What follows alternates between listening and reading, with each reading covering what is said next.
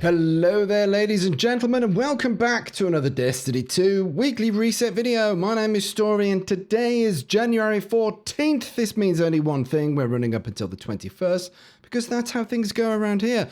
And, as you could see, someone's been very slow in taking the decorations down for the dawning. I'm not sure what's going on there, but anyway, let us proceed with our weekly reset shenanigans. Anyway, if you're new to the game, welcome. You have chosen wisely. This is the tower map, and on it are dotted lots of icons which represent vendors. Vendors are your best friends, okay, folks? Because they will issue bounties, challenges, and pinnacle ritual style things for you to do, and if you do those things, then they will reward you with powerful gear. And that's what we do it for, and for obviously playing with friends and all that kind of stuff, because it's nice. That's how it works. Anyway, vendors give you stuff, do the stuff, get stuff. That's how it goes, basically, to put it in a nutshell. So we're going to start off with looking at the Vanguard playlist. You've got some daily heroic story missions. You can replay missions from the campaigns if you so wish. This will get you XP, but not much of that precious loot.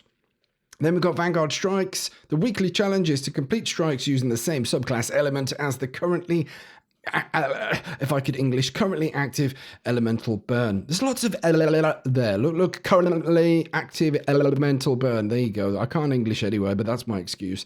That'll get you some powerful loot. For some reason, it's still bugged and it says bounties completed there instead of 3 strikes done using this subclass element. What is that, you say? Well, if you have a look here in the left-hand corner, Solar Singe. So you're going to use a solar subclass. That burn will be with us for the week, otherwise that challenge wouldn't make sense and you would cry. But anyway, Grounded and Brawler are the modifiers for the day, and they will change on daily reset this time tomorrow. Then we've got the Ordeal, which the API will tell me is the Pyramidion this week. If you run through the Ordeal a bunch of times on whatever difficulties, you can pay attention to the weekly. That is to complete the Nightfall, the Ordeal activities. Higher difficulties grant the most efficient progress.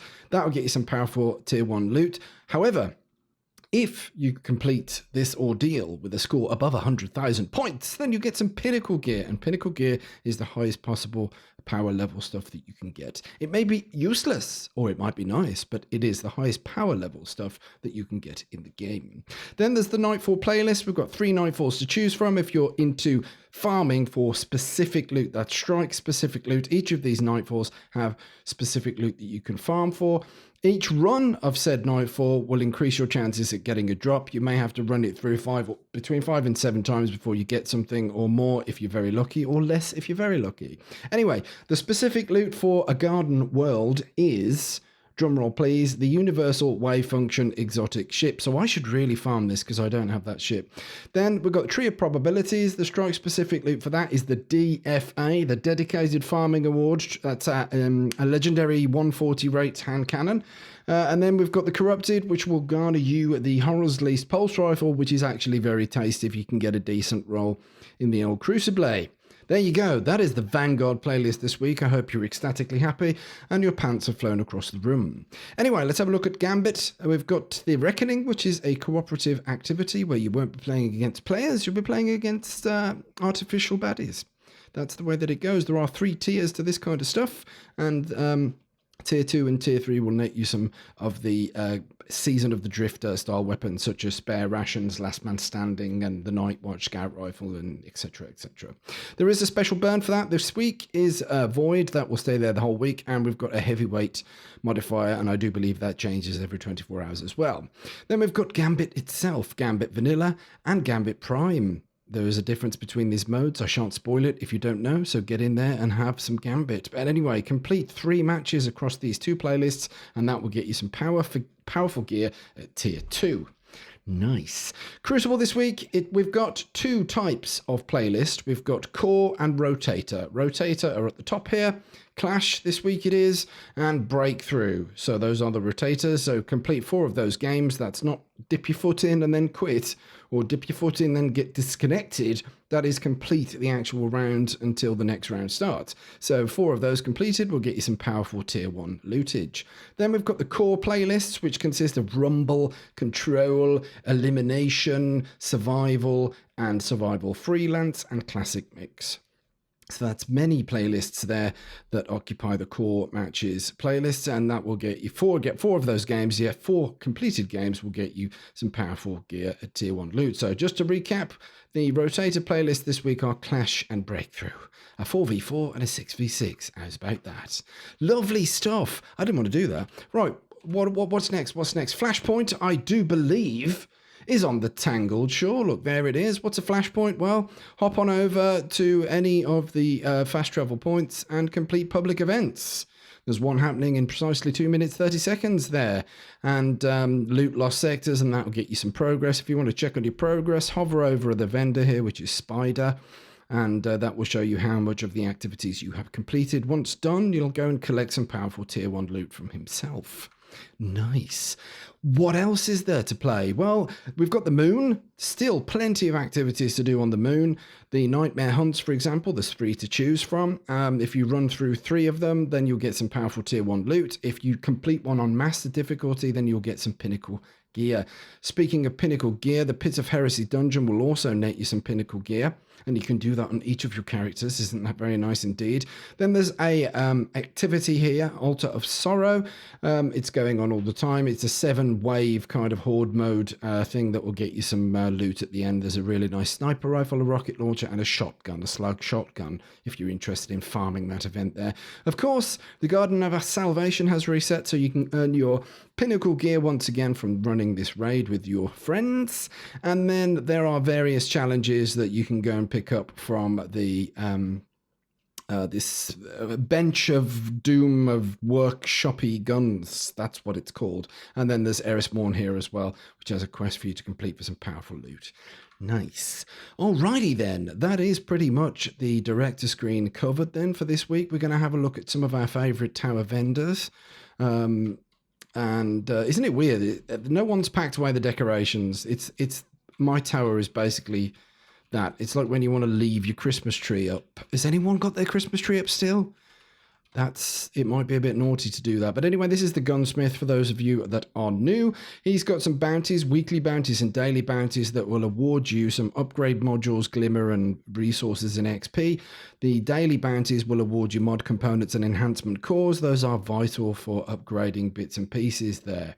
There also is some mods for sale for today. These reset on the daily reset, by the way. We've got a sidearm reserves and a boss spec mod. It's always a armor mod and a weapon mod.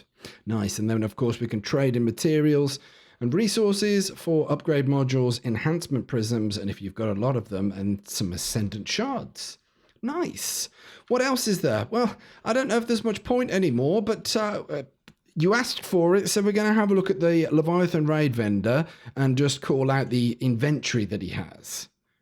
Here he is, look, in the annex.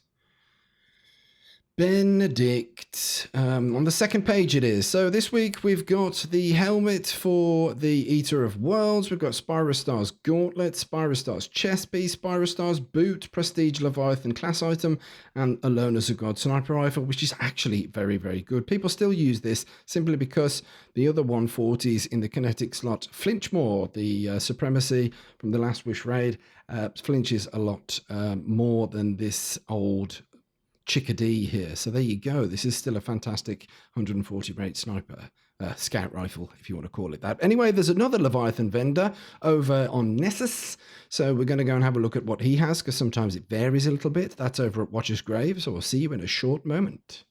Werner. Here he is, page 2.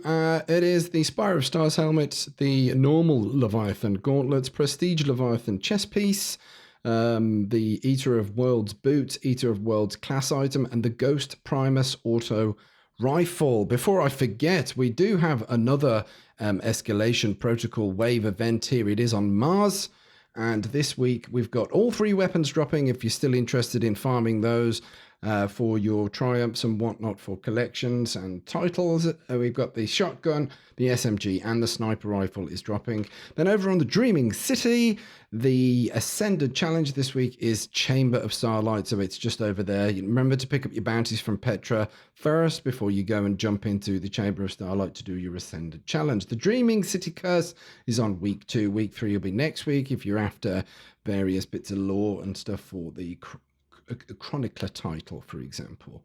Very nice indeed. We're going to wrap up the video now by having a look at the Eververse stock, because it would have changed, being as the dawning is now over. You can shed your tears for that, and because it is a bit sad when the dawning goes. I like the dawning for many reasons. Anyway, we've got all the featured stuff and the weekly offerings on this page here. We've got a emote, the Galloping Knight. I really like that. I've not seen that before. That's like Monty Python.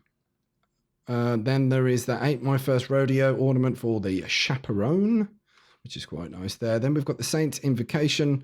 Very nice ship, very smooth. Then there is the Tip of the Spear as well. That is the Sparrow to go with the Saint 14 theme stuff. Up in Smoke, Transmat Effect, Flamey.